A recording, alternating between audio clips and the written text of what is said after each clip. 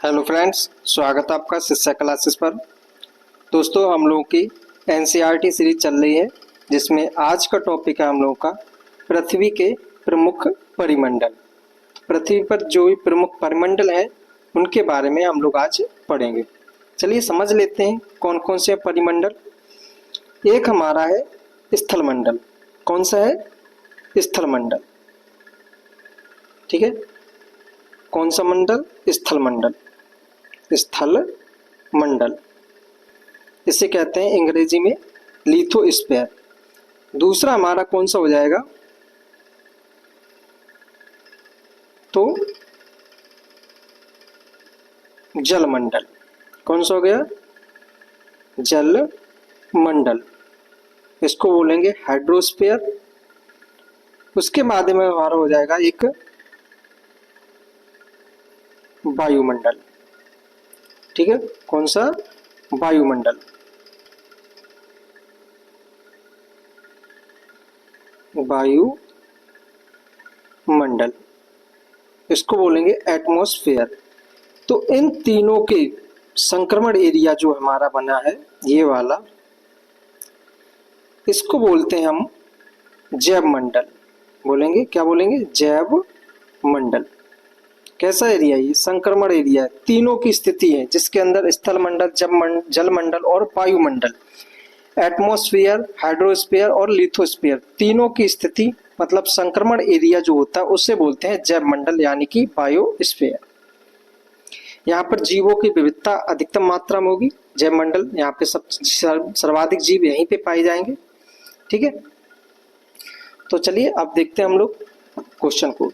जल मंडल में जल की कौन कौन सी अवस्थाओं को सम्मिलित किया जाता है? जल, बर्फ, जल वाष्प। तो जल मंडल में जल की इन तीनों अवस्थाओं को सम्मिलित किया जाता है। ऑप्शन डी इसका सही हो जाएगा। क्या बोला? पृथ्वी के बहुत बड़े भूभाग पर जल पाया जाता है, जिसे कितने भाग पर पाया जाता है? 2/3 भाग पर, लगभग 75%, 71% भूभाग पर क्या पाया जाता है? जल पाया जाता है। जल मंडल कहा जाता है। जल मंडल में जल की सभी अवस्थाएं जैसे बर्फ, जल, जलवाष्प सम्मिलित होता है। अगला है जैव मंडल। जो जैव मंडल है बायोस्फीयर के अंतर्गत कौन से परिमंडल शामिल है? स्थल मंडल, जल मंडल, जल मंडल, वायुमंडल, स्थल मंडल, वायुमंडल, या फिर स्थल मंडल, जल मंडल और वायुमंडल। अभी हम लोगों ने पढ़ा था स्थल मंडल, जल मंडल और वायुमंडल। इन तीनों के जो संक्रमण एरिया होता है ये वाला एरिया, इसको क्या बोला गया? जैव मंडल। जैव मंडल यानी कि इसमें क्या होगा? स्थल मंडल भी होगा, जल मंडल भी होगा और वायुमंडल भी होगा। ऑप्शन डी इसका सही हो जाएगा। इसका एक्सप्लेनेशन क्या दिया गया है कि पृथ्वी का वह सीमित क्षेत्र जहां तीनों परिमंडल एक दूसरे के संपर्क में आते हैं जैव मंडल कहलाता है। इसी परिमंडल में सभी प्रकार के जीव पाए जाते हैं। इसी परिमंडल में क्या? सभी प्रकार के जीव पाए जाते हैं। अतः यह सबसे महत्वपूर्ण है। पृथ्वी के ये तीनों परिमंडल आपस में पारस्परिक क्रिया करते हैं, एक दूसरे को किसी न किसी रूप में प्रभावित करते हैं। ठीक है, अब क्वेश्चन हमारे कुछ स्टैटिक्स से आ गए, मतलब वर्ल्ड ज्योग्राफी से आ गए, मैपिंग से। क्वेश्चन क्या है कि विश्व का सबसे ऊंचा शिखर कौन सा है? सभी को पता है विश्व का सबसे ऊंचा शिखर कौन सा है। तो हिमालय में कौन सा है? Mount Everest. ऑप्शन बी इसका सही हो जाएगा। बात करें किलिमंजारो की, तो किलिमंजारो कहाँ पे है? तो अफ्रीका में, अफ्रीका। ठीक है, और विश्व का दूसरा सबसे ऊंचा बात की जाए तो कौन सा हो जाएगा? K2, और इसकी कुल ऊंचाई जो है वह 8611 मीटर है। ठीक है, ये कहाँ पे है? तो भारत के पीओके वाले क्षेत्र में है। ठीक है, यह कहाँ पे है? K2 भारत के पीओके वाले क्षेत्र में है। क्वेश्चन बनता है कि भारत की सबसे ऊंची चोटी कौन सी है? तो K2। भारत में स्थित सबसे ऊंची चोटी कौन सी है? तो कंचनजंगा। हिमालय की सबसे ऊंची चोटी कौन सी है? तो माउंट एवरेस्ट। इसकी कुल ऊंचाई कितनी है? तो 8848 मीटर। कहीं कहीं पे 50 भी दिया जाता है। कारण क्या है? अभी भी जो है इसकी ऊंचाई बढ़ रही है। क्या हुआ था, हमारी दो प्लेटें, इंडो ऑस्ट्रेलियन प्लेट और यूरोपियन प्लेट, ठीक है, इन दोनों के आपस में टकराने से जो है माउंट एवरेस्ट का निर्माण हुआ है और यह स्थिति अभी भी जारी है। जो इंडिया ऑस्ट्रेलियन जो प्लेट है, इंडो ऑस्ट्रेलियन प्लेट, ये अभी भी निरंतर बढ़ रही है, जिसके कारण माउंट एवरेस्ट जो है इसका निर्माण हुआ है। माउंट एवरेस्ट जो है सबसे ऊंची चोटी है विश्व की। ये दिया कंचनजंगा। कंचनजंगा कहाँ पे है, तो सिक्किम में है, ठीक है। और इसके बारे में पूछा जाता है कि भारत में स्थित सबसे ऊंची चोटी कौन सी है, तो कंचनजंगा है। माउंट एवरेस्ट कहाँ पे स्थित है, तो नेपाल में है। कहाँ पे है, नेपाल, ठीक है। नेपाल की कुछ पर्वत चोटियां और याद रख लेना, जैसे धौलागिरी, कौन सी है, धौलागिरी, गौरीशंकर, छुयू, मकालू, मनसालू, एवरेस्ट, ठीक है। ये कहाँ पे है, नेपाल की स्थित है और ये हिमालय का ही भाग है। इसमें दिया गया है कि स्थल ऊंचाइयों को समुद्र जल से मापा जाता है। स्थल ऊंचाई किससे मापा जाता है, समुद्र जल से मापा जाता है। विश्व का सबसे ऊंचा शिखर माउंट एवरेस्ट है, जो समुद्र तल से कितना 8,848 मीटर ऊंचा है। K2 विश्व का दूसरा, क्या लिखा है, दूसरा सबसे ऊंचा पर्वत चोटी है और तीसरे नंबर पे आता है कंचनजंगा, जो 8,556 मीटर ऊंचा है। ये कहाँ पे है, किलिमंजारो, यानी कि तंजानिया में है। सॉरी, कौन सा हमारा एक दिया गया था, किलिमंजारो, और कंचनजंगा हमारा कहाँ पे है, तो सिक्किम में। कुछ स्रोत में माउंट एवरेस्ट की ऊंचाई 8,850 भी दी गई है, गलत नहीं है, ठीक है। इसकी ऊंचाई लगातार क्या हो रही है, बढ़ रही है। नेक्स्ट कह रहा है कि विश्व का सबसे गहरा किस महासागर में स्थित है, मतलब विश्व का सबसे गहरा भाग किस महासागर में स्थित है।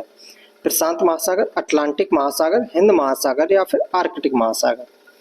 तो मारियाना स्ट्रेंच है, कहाँ पे है, तो प्रशांत महासागर में, जो फिलीपींस सागर है, ठीक है, वहां पे स्थित है मारियाना स्ट्रेंच, जो कि सबसे गहरा है, ठीक है। 11,000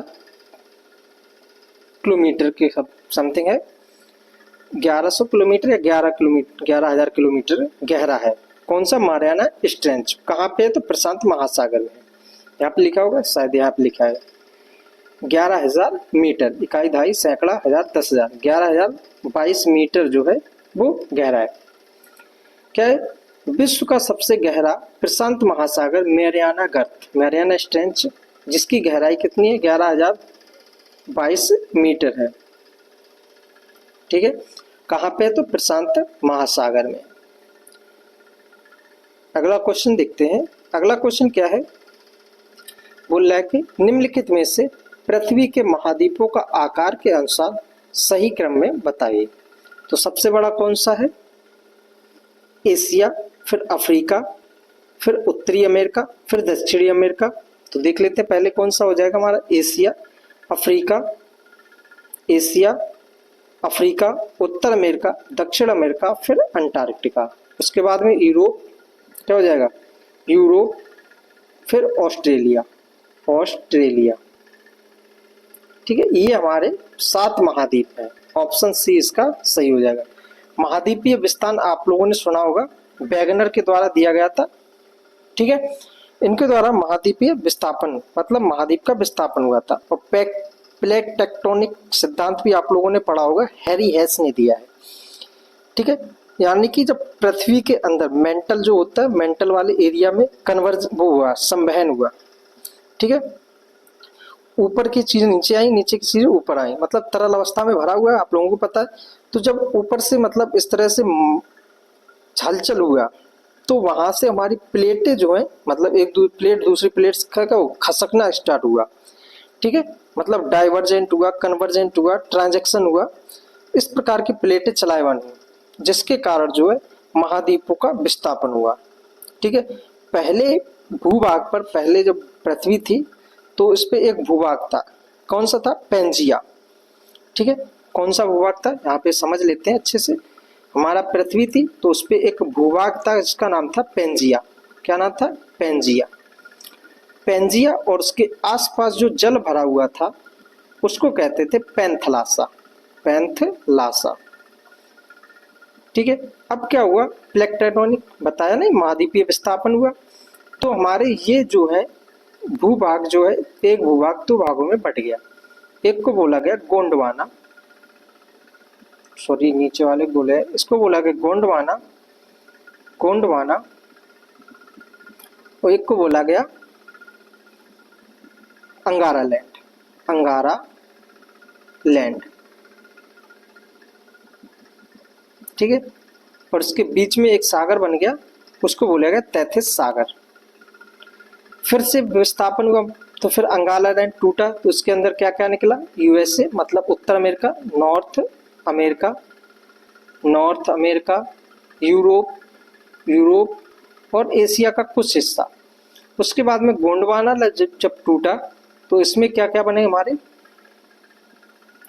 गोंडवाना टूटने से तो इसमें बना हमारा India, south Africa, south America, Australia, ये बने।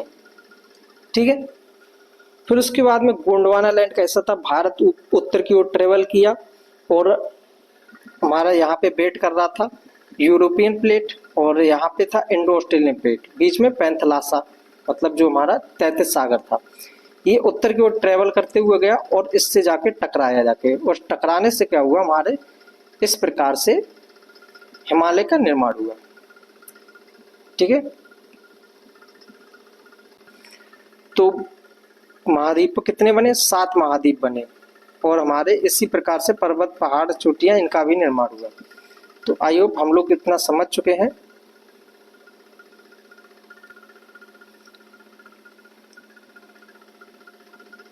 कि हमारे मतलब विश्व में कितने महाद्वीप हैं।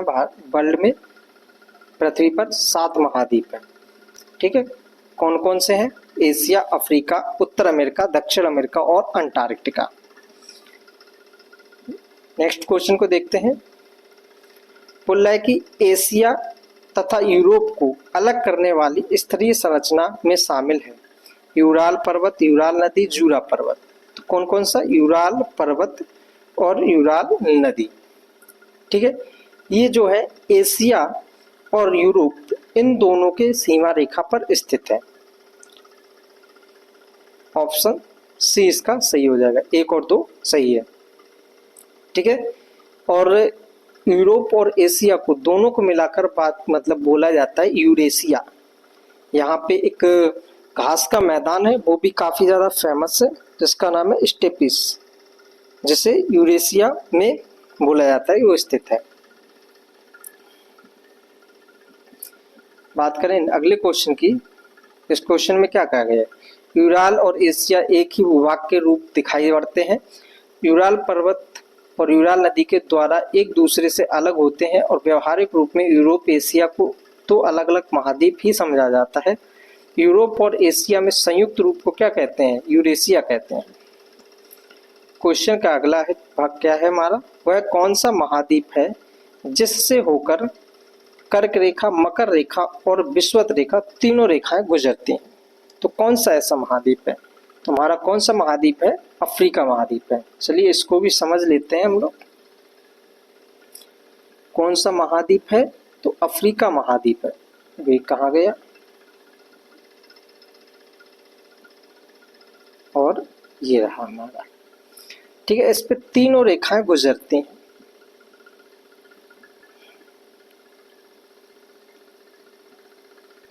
कर्क रेखा, भूमध्य रेखा और मकर रेखा। ये हमारी 0 डिग्री, ये हमारी 23.5 डिग्री नॉर्थ, और ये क्या है? 23.5 डिग्री साउथ। ठीक है। तीनों रेखाएं गुजरती हैं इस पे अफ्रीका महाद्वीप से। और जहाँ पे हमारा जब बताया कि यहाँ के इस पे हमारा सूर्य जो होगा इस पे सीधा लंबवत पड़ता है। ठीक है। जब लंबवत पड़ता है चाहे उत्तर की तरफ खिसके तब भी यहाँ पे कर्क रेखा पर पड़ेगा, गर्म और दक्षिण की ओर खिसकेगा सूर्य तो मकर रेखा पर पड़ेगा, और विषुवत रेखा पर तो हमेशा ही सूर्य की रोशनी अधिकतम मात्रा में टेम्परेचर रहता है। यही कारण जो है कि यहाँ के लोगों में मतलब इससे बचने के लिए, यूवी किरणों से बचने के लिए इनके शरीर पे जो है मेलानिन वर्णक पाया जाता है, ठीक है, जिससे उनकी चमड़ी जो होती है वो काली पड़ जाती है, जिससे उन्हें प्रोटेक्ट करती है, उन्हें मतलब ज्यादा नुकसान ना हो शरीर को, ठीक है। अब बात आती है कि इनको कौन कौन सी नदियां काटते हैं। जो कर्क रेखा है, कर्क रेखा को भारत में पढ़ेंगे, कर्क रेखा को 2 बार काटने वाली नदी है एक माही नदी, ठीक है, वो भारत में काटती है। बाकी यहाँ पे है एक कांगो नदी, कौन सी नदी है, कांगो, कांगो नदी जो है वह भूमध्य रेखा को 2 बार काटती है। लिम्पोपे नदी, लिम्पोपे नदी जो है कौन सी नदी है, लिम्पोपे, लिम्पोपे, लिम्पोपे नदी जो है वह मकर रेखा को 2 बार काटती है, ठीक है। और अफ्रीका महाद्वीप एकमात्र ऐसा महाद्वीप है जिसके अंतर्गत तीनों रेखाएं गुजरती हैं, कर्क रेखा, भूमध्य रेखा और मकर रेखा, ठीक है। यहाँ पे कुछ रेगिस्तान भी हैं, वो हम आगे देखेंगे, अगर यहाँ पे करेंगे तो ज़्यादा टाइम लग जाएगा, ठीक। तो कौन से, अफ्रीका महाद्वीप, ऑप्शन ए इसका सही है। अफ्रीका एशिया के बाद विश्व का दूसरा सबसे बड़ा महाद्वीप है। इसको अंध महाद्वीप भी कहा जाता है, मतलब काला महाद्वीप भी कहा जाता है, जिससे होकर कर्क रेखा, मकर रेखा एवं विषुवत वृत्त गुजरती है। विषुवत वृत्त 0 डिग्री अक्षांश इस महाद्वीप के मध्य भाग से गुजरता है। नेक्स्ट क्वेश्चन क्या कह रहा है कि एशिया को अफ्रीका से अलग करने वाली नहर क्या का नाम क्या है।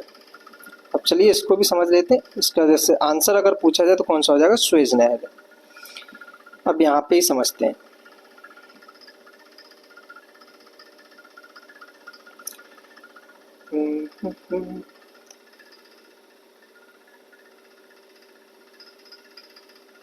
ठीक, और उसको भी बना लेते हैं, यूरोप को भी, तो आसानी हो जाएगी।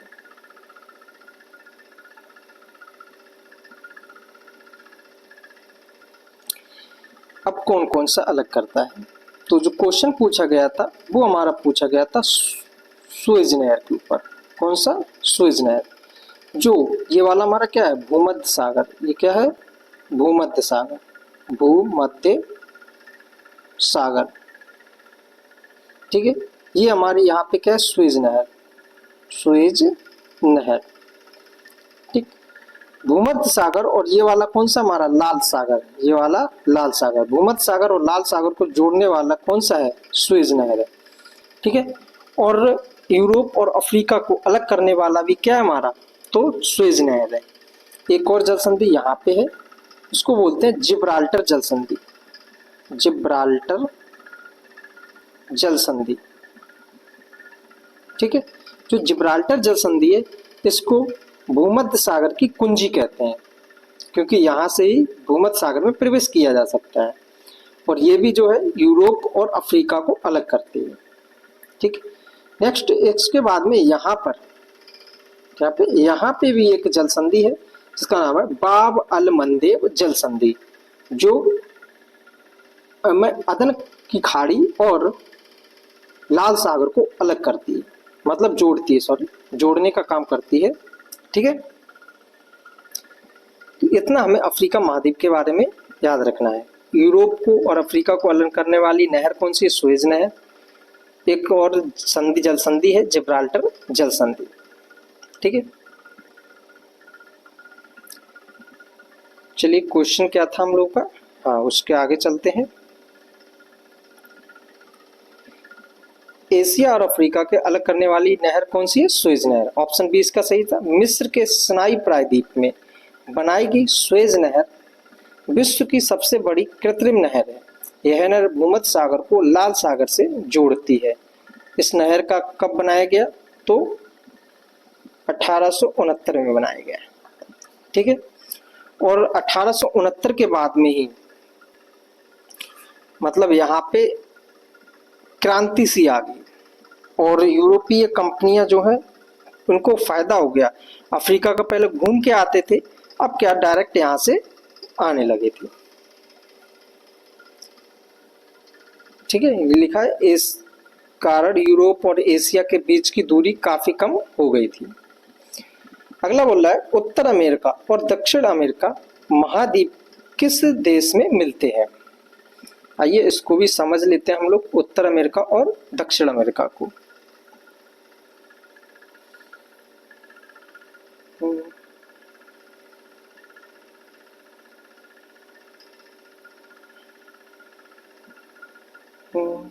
एक सेकंड आप लोग धैर्य बना के रखिएगा।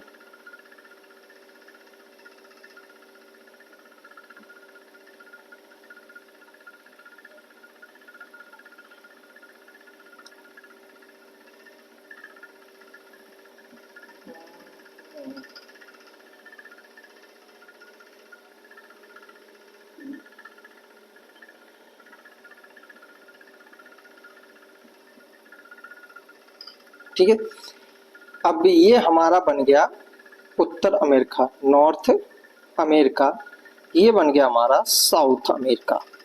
ठीक है, यहाँ पर हमारा कौन सा सागर है, तो प्रशांत महासागर, प्रशांत महासागर।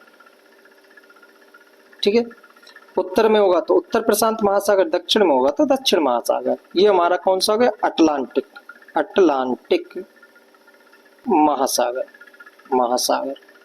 ठीक है, अब बात कर रहा है कि जो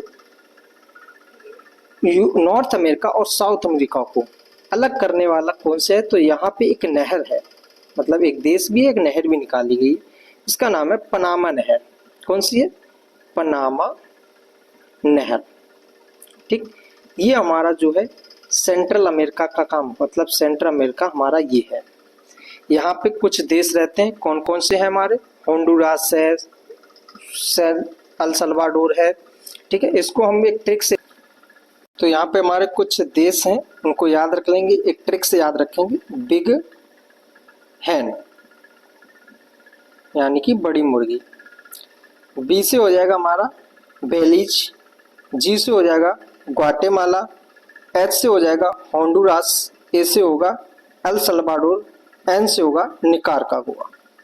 ठीक है, बेलीज, ग्वाटेमाला, होंडुरास, अल सल्वाडोर और निकारागुआ। उसके बाद में दो और याद रख लेना, कोस्टरिका, कोस्टरिका और पनामा। ठीक है, ये दो देश और हैं, तो टोटल कितने हो गए, 1 2 3 4 5 और 2 7 देश हैं। तो पनामा जो देश है वो उत्तर अमेरिका और नॉर्थ अमेरिका, नॉर्थ अमेरिका और साउथ अमेरिका को अलग करता है, और प्रशांत महासागर और अटलांटिक महासागर को जोड़ने का काम कौन करता है, तो पनामा नहर करती है। ठीक है, चलिए नेक्स्ट क्वेश्चन को देखते हैं हम लोग। इस क्वेश्चन का आंसर क्या हो जाएगा, option number A, Panama. Uttar America दक्षिण अमेरिका महाद्वीप पनामा देश की पूर्वी सीमा के एक सक्रिय स्थल से जुड़े हुए हैं, जिसे पनामा स्थलीय स्थल संधि कहा जाता है, और यह स्थल संधि अटलांटिक महासागर को प्रशांत महासागर से अलग करती है। नेक्स्ट क्वेश्चन क्या है कि दक्षिण अमेरिका महाद्वीप के संदर्भ में नीचे दिए गए कथनों पर विचार कीजिए। इस महाद्वीप के पूर्व में प्रशांत महासागर है तथा पश्चिम में अटलांटिक महासागर है। अभी देखा हम लोगों ने, जो नॉर्थ अमेरिका साउथ अमेरिका है, इसके पश्चिम में कौन सा हो जाएगा हमारा, प्रशांत महासागर, और पूर्व में होगा अटलांटिक महासागर। परंतु इसमें कह रहा है उल्टा ही कह रहा है, बोल रहा है कि पूरब में प्रशांत महासागर, तो गलत है। पूरब में कौन सा, अटलांटिक है, और पश्चिम में प्रशांत है, तो दोनों उलट पुलट कर दिया, तो ये गलत हो गया। अगला, विश्व की सबसे लंबी पर्वत श्रृंखला एंडीज उत्तर अमेरिका से उत्तर से लेकर दक्षिण की ओर फैली हुई है, ये भी सही है। अगला, इस महाद्वीप में विश्व की सबसे बड़ी नदी अमेजन नदी बहती है, तो ये दोनों कोटेशन सही है, तो हमारा बी आंसर सही हो जाएगा। 2 और 3 सही है। नेक्स्ट क्वेश्चन की बात करें, नेक्स्ट क्वेश्चन क्या कर रहा है, किस महाद्वीप को द्वीपीय महाद्वीप कहते हैं। तो किसको जो है द्वीपीय महाद्वीप कहते हैं? ऑस्ट्रेलिया को। ऑस्ट्रेलिया को द्वीपीय महाद्वीप कहते हैं। क्यों कहते हैं ऑस्ट्रेलिया महाद्वीप को द्वीपीय महाद्वीप कहा जाता है? यह चारों तरफ से महासागर समुद्रों से घिरा हुआ है। ऑस्ट्रेलिया विश्व का सबसे छोटा महाद्वीप है जो पूरी तरह से दक्षिणी गोलार्ध में स्थित है। नेक्स्ट क्वेश्चन है, अटलांटिक महाद्वीप के संदर्भ में नीचे दिए गए कथनों पर में से कौन सा सत्य है? दक्षिणी ध्रुव इस महाद्वीप के पूर्वी किनारे पर स्थित है और यहाँ किसी भी प्रकार की स्थायी मानव निवासी नहीं है। इस क्वेश्चन का आंसर देखो, क्या कह रहा है कि दक्षिणी ध्रुव जो है महाद्वीप के पूर्वी किनारे पर स्थित है। ऐसा नहीं, ये पूरे उस पे फैला हुआ है दक्षिण में। ठीक है, तो ये हमारा गलत हो गया और ये हमारा स्थायी मानव निवास नहीं है, तो ये गलत है। भारत के 3 शोध संस्थान चल रहे हैं यहाँ पे। कौन कौन से? तो दक्षिणी गंगोत्री,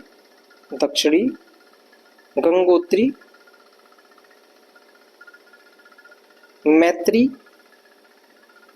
और भारती, 3 है। और जो मैत्री है इसका सेकंड वर्जन मतलब मैत्री 2 को भी बनाया जाएगा। कब तक? तो 2029 तक। ठीक है, तो ऑप्शन बी इसका सही हो जाएगा। देखो ये भी कह रहा है कि अंटार्कटिका एक बहुत बड़ा महाद्वीप है जो दक्षिणी गोलार्ध पर में स्थित है। दक्षिणी ध्रुव इस महाद्वीप के मध्य में स्थित है, अतः कथन एक असत्य है। अगला, चूंकि यह दक्षिणी ध्रुव क्षेत्र में स्थित है इसलिए यह हमेशा मोटी बर्फ की परत से ढका रहता है, इसलिए यहाँ स्थायी मानव निवास नहीं कर सकता है। तो ये तो हमारा सत्य है। अगला, बहुत से देशों के शोध संस्थान यहाँ पर स्थित हैं। भारत के भी शोध संस्थान है जैसे दक्षिणी गंगोत्री, मैत्री और भारती। और मैत्री 2 जो है वो कब तक बनाने की बात चल रही है? 2029 तक।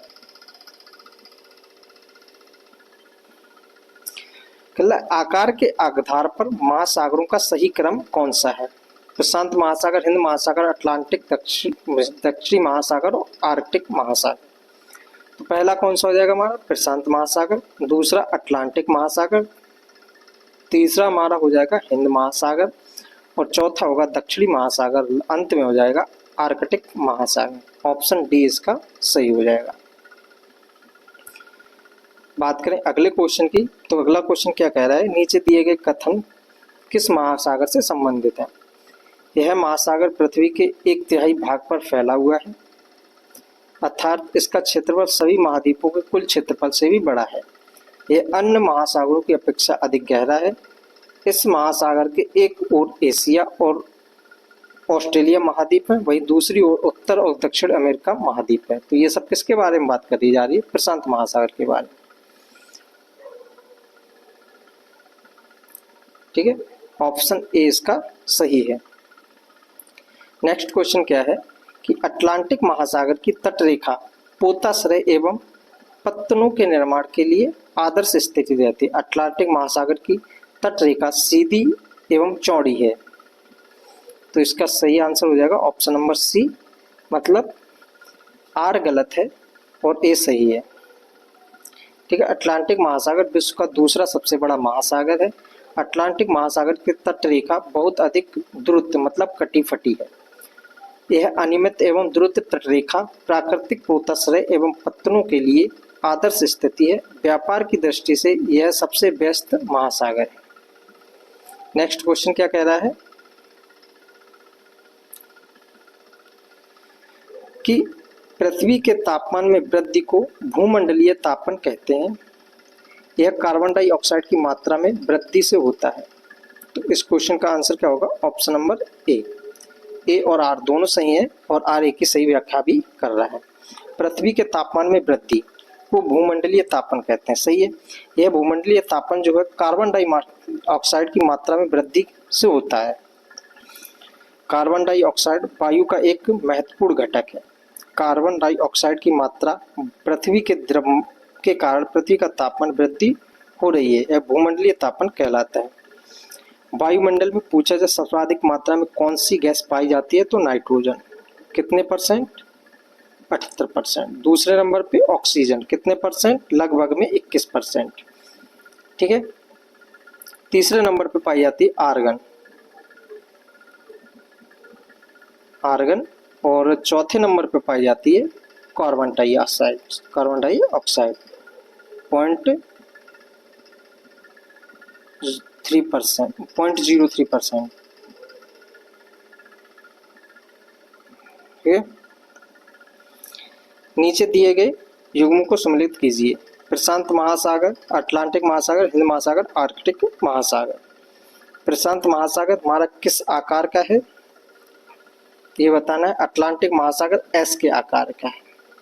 ठीक है, अटलांटिक महासागर हमारा कैसा है, एस के आकार का है। प्रशांत महासागर हमारा कैसा है, लगभग वृत्त के आकार का है। हिंद महासागर त्रिभुज के आकार का, और आर्कटिक महासागर पर उत्तरी ध्रुव के चारों ओर है। तो हमारा कौन सा सही हो जाएगा, सी का पहला, मतलब पहले ए का देखेंगे, ए का तीसरा, बी का दूसरा, सी का पहला और डी का चौथा। 3 2 1 4, 3 2 1 4, ऑप्शन बी इसका सही हो जाएगा। नेक्स्ट क्वेश्चन है, वायुमंडल में मध्य मंडल किन दो मंडलों के बीच स्थित है। ठीक है, वायुमंडल मध्य मंडलों में किन दो मंडलों के बीच में स्थित है। वायुमंडल में मध्य मंडल किन दो मंडलों के बीच स्थित पाया जाता है। क्षोभ मंडल, समताप मंडल, समताप मंडल, आयन मंडल, बहिर्मंडल और आयन मंडल, इनमें से कोई नहीं। तो किसके बीच में पाया जाता है, समताप मंडल और आयन मंडल के बीच में। वायुमंडल में 5 परतें पाई जाती हैं। कौन कौन सी हैं, तो ट्रोपोस्फीयर यानी कि क्षोभ मंडल, समताप मंडल, मध्य मंडल, उसके बाद में आयन मंडल और बहिर्मंडल। आयन मंडल और बहिर्मंडल जो है इसको ही हम जो कहते हैं समताप, मतलब थर्मल स्फीयर, मतलब तापीय समताप मंडल भी इसको बोलते हैं। ठीक है, और जो ताप मंडल कौन कौन से हैं, मंडल देख लेते हैं। क्षोभ मंडल, उसके ऊपर समताप मंडल, मध्य मंडल, और मध्य मंडल के ऊपर हो जाएगा आयन मंडल, और आयन मंडल के ऊपर है बहिर्मंडल। ठीक है, और जो बहिर्मंडल और आयन मंडल है इसको बोलते हैं तापमंडल।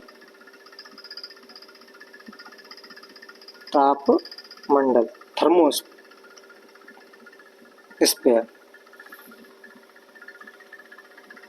इन दोनों को बुला के। जो समताप मंडल है इसी में पाई जाती है हमारी क्षोभ ओजोन परत। कौन सी पाई जाती है, ओजोन परत पाई जाती है, इसे बोलते हैं स्ट्रेटोस्फीयर। मीजोस्फीयर जो है मतलब मध्य मंडल, ये सबसे ठंडा मंडल है। समताप मंडल, इसमें कोई भी मौसमी घटनाएं नहीं होती है, मौसम एक जैसा रहता, समान ताप रहता है, इस वजह से यहाँ पे वायुयान उड़ते रहते हैं। क्षोभ मंडल, सभी मौसमी घटनाएं इसमें ही होती हैं, इसलिए इसको संवहन मंडल भी कहते हैं। तड़ित झंझावात मंडल भी इसको ही कहा जाता है, क्षोभ मंडल को, यानी कि ट्रोपोस्फीयर। पृथ्वी के मतलब ऊपर वायुमंडल से उत्तर से मतलब दक्षिण से उत्तर की ओर, ये हमारा क्रम है। क्षोभ मंडल, समताप मंडल, मध्य मंडल, आयन मंडल और बहिर्मंडल।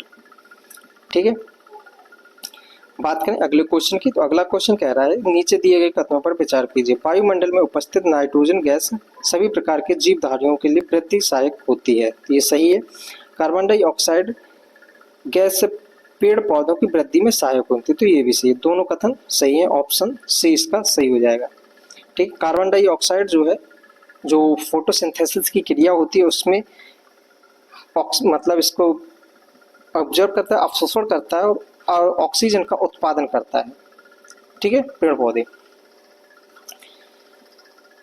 ये चीजें दिया गया है कि उपयुक्त दोनों कथन सत्य हैं। वायुमंडल में 78% नाइट्रोजन है, 21% क्या है हमारा ऑक्सीजन है, अन्य 1% है। वायुमंडल में उपस्थित नाइट्रोजन गैस सभी प्रकार के जीवधारियों में वृद्धि की सहायक होती है। ऑक्सीजन सांस लेने के लिए आवश्यक है, और कार्बन डाइऑक्साइड पृथ्वी बहुत ही कम मात्रा में है, लेकिन यह पृथ्वी के द्वारा छोड़ी गई ऊष्मा को अवशोषित करती है, जिससे पृथ्वी गर्म होती है और पौधे में वृद्धि के लिए भी आवश्यक है।